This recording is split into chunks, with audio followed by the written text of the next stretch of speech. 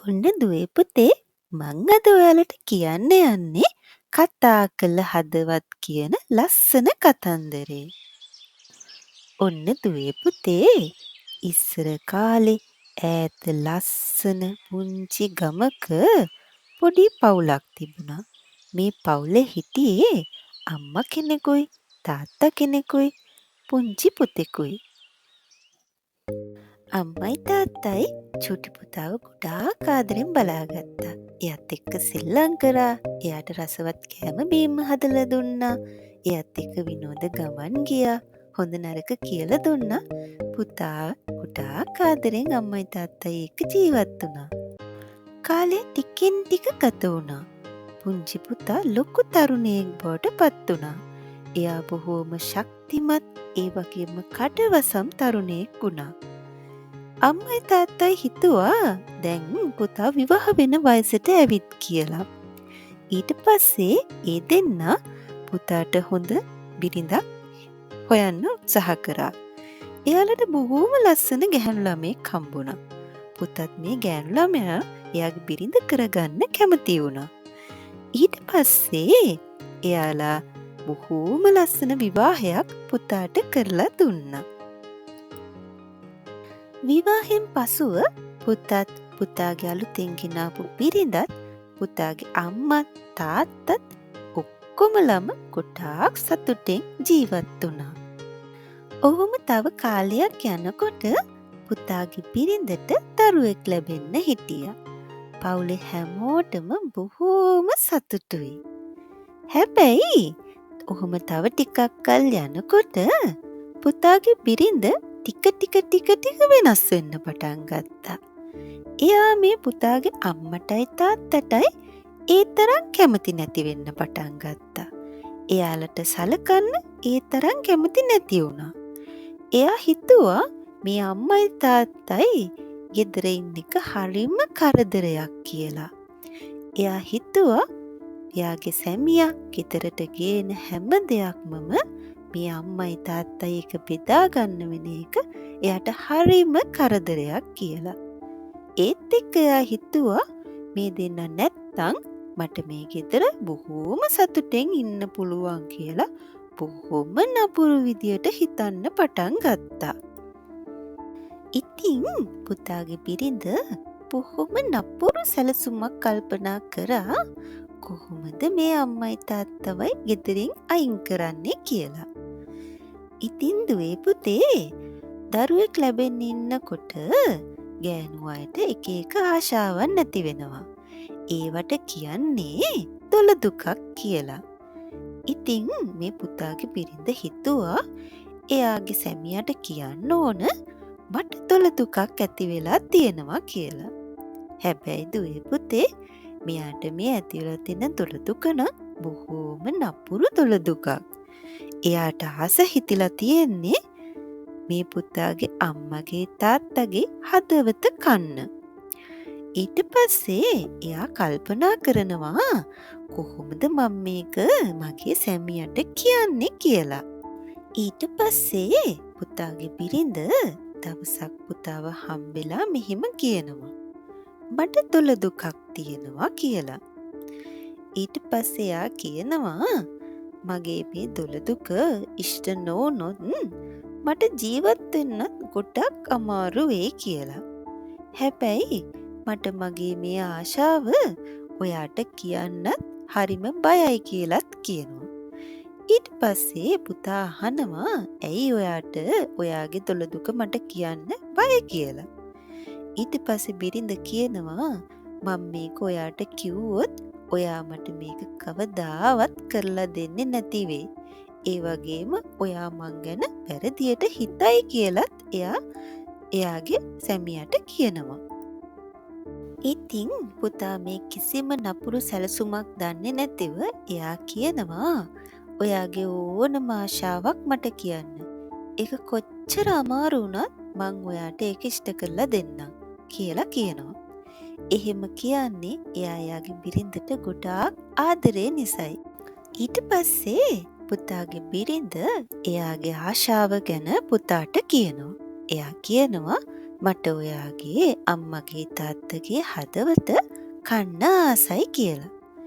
මේක ඇහුවට පස්සේ පුතාට බොහෝම දුක හිතුණා. කොහොමද මම මේ ඉල්ලීම ඉටු කරන්නේ කියලා එයා දුක් වුණා. එයාගේ පොරොන්දුව ගැන එයාට ලැජ්ජ හිතුණා. නමුත් බිරිඳට ඇති ආදරය නිසා එයා ඒක ඉටු කරන්න හිතුවා. පුතා බොහෝම කල්පනා කරලා සැලසුමක් හැදුවා. එයා අම්මටයි තාත්තටයි කිව්වා එයා බොහෝම දුර ගමනක් යනවා. ඒ යන ගමනට අම්මවයි තාත්තවයිත් එක්කන් යන්න කැමතියි කියලා. අම්මයි තාත්තයි බොහෝම සතුටු වුණා. ඒ දෙන්නත් බොහෝම සතුටින් පුතත් එක්ක මේ ගමන යන්න කැමති වුණා. පුතේ දුවේ ඒ දවස්වල මිනිස්සු ගමන් ගියේ පයින්. වාහන තිබ්බේ නැහැ. ඉතින් මේ තුන්දෙනත් පයින්ම ඇවිදගෙන ගමන ගියා. ඒ අය ගොඩාක් දුර ගමන් කළා. එහෙම ඇවිදගෙන ඇවිත් ලොකු කැලෑවකට ආවා. ඉතින් මේ ලොකු කැලෑවට ආවට පස්සේ පුතා කිව්වා පුතාට ගොඩාක් මහන්සි. ඒ නිසා අම්මගෙන් තාත්තගෙන් ඇහුවා අපි ටිකක් මහන්සි ඇරලා ගමන යමුද කියලා. මේ ගමන පුරාම අම්මයි තාත්තයි දැක්කා පුතා ගොඩාක් දුකෙන් ඉන්න බව. ඉතින් අම්මයි තාත්තයි ඇහුවා ඇයි පුතේ ඔයා ගොඩාක් දුකෙන් ඉන්නේ කියලා. එතකොට පුතා මහා හයියෙන් අඬන්න පටන් ගත්තා. ඊට පස්සේ අම්මයි තාත්තයි ඇහුවා ඇයි පුතේ ඔයා අඬන්නේ කියලා. එයා ඊට පස්සේ එයාගේ බිරිඳගේ ඉල්ලීම ගැන අම්මටයි තාත්තටයි අඬමින් කියන්න පටන් ගත්තා. මේක අහලා අම්මයි තාත්තයි ගොඩක් දුක් වුණා. ඊට පස්සේ පුතා කිව්වා කොච්චර අමාරුද එයාට මේ ඉල්ලීම ඉෂ්ට කරලා දෙන එක කියලා. හැබැයි එයා එයාගේ බිරිඳට උන පොරොන්දුව ගැනත් එයා අම්මටයි තාත්තටයි අඬමින් කියන්න පටන් ගත්තා. මේ කතාව ඇහුවට පස්සේ අම්මටයි තාත්තටයි දෙන්නට ගොඩාක් දුක හිතුණා. ඒත් ඒ දෙන්නගේ දුක පෙන්නන්නේ නැතිව පුතාට hina වෙලා කිව්වා පුතේ ඒක ඔයාගේ බිරිඳගේ ඉල්ලීම නම් ඔයා ඒක ඉටු කරන්නත් පොරොන්දු වුණා නම් අපි දෙන්නගේ හදවත අරගෙන යන්න. අපි දෙන්න ඔයත් එක්ක තරහ නැහැ කියලා පුතාට කිව්වා.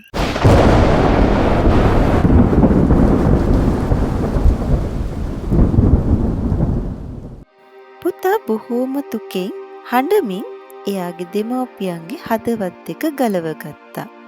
එහෙම ගලවගෙන ඒව බොහෝම පරිස්සමෙන් අරන් තිබ්බා.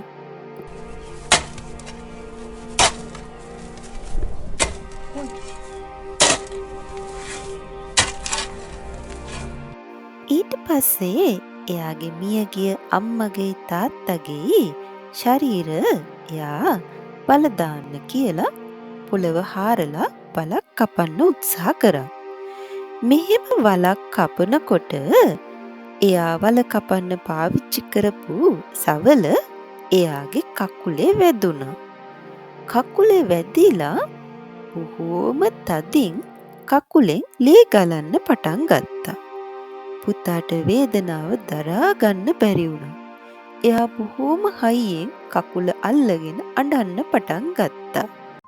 එයා බොහොම හයියෙන් අඬනකොට එයාට කටහඬක් ඇහෙන්න පටන් ගත්තා. ඒ කටහඬෙන් ඇහුවේ පුතේ නුඹට රිදෙනවද? ගොඩක් රිදෙනවද? බෙහෙත් ටිකක් දාගන්න. මගේ පුතේ පරිස්සමෙන් වැඩ කරන්න කියලා එයාගේ අම්මයි තාත්තයි එයාට කියනවා එයාට ඇහුණා.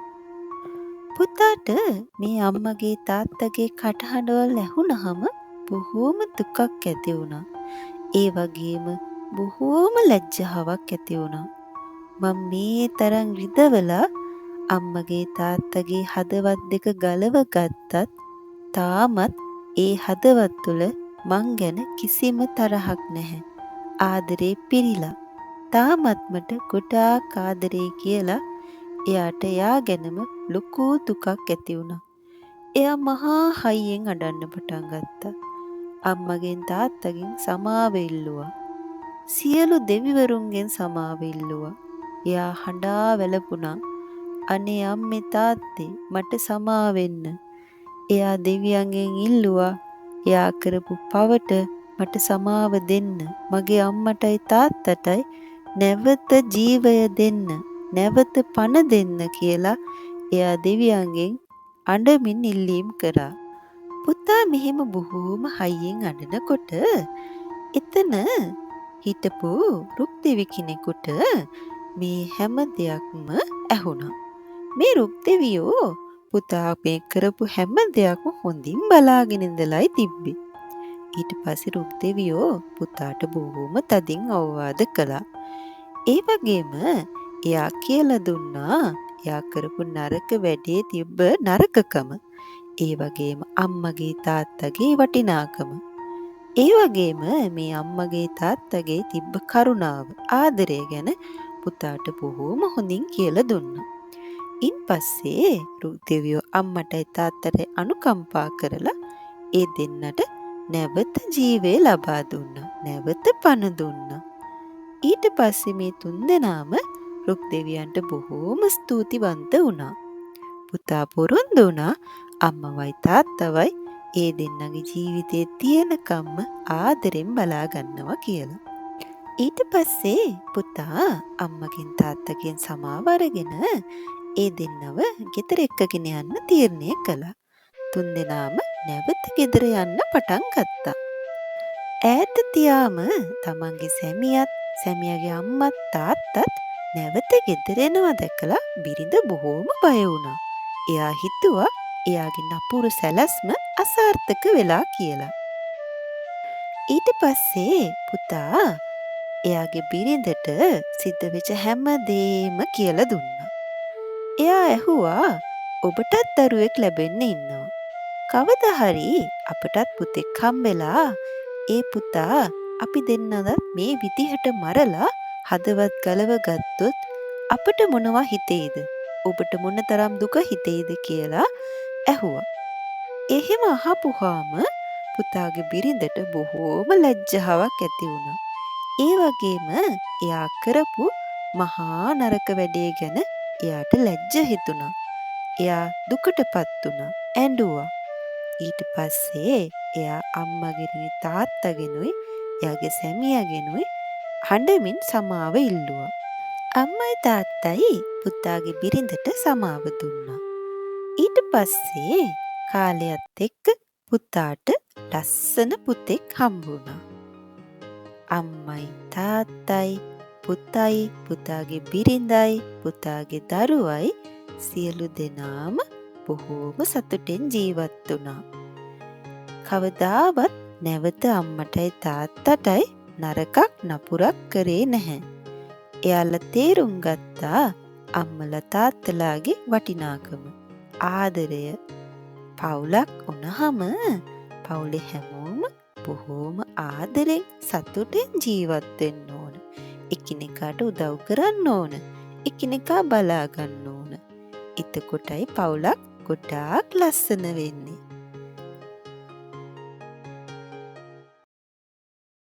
ඔයාලත් මේ වගේ ලස්සන තවත් කතා අහන්න ආසයි නම් මගේ channel එක subscribe කරන්න. ස්තුතියි.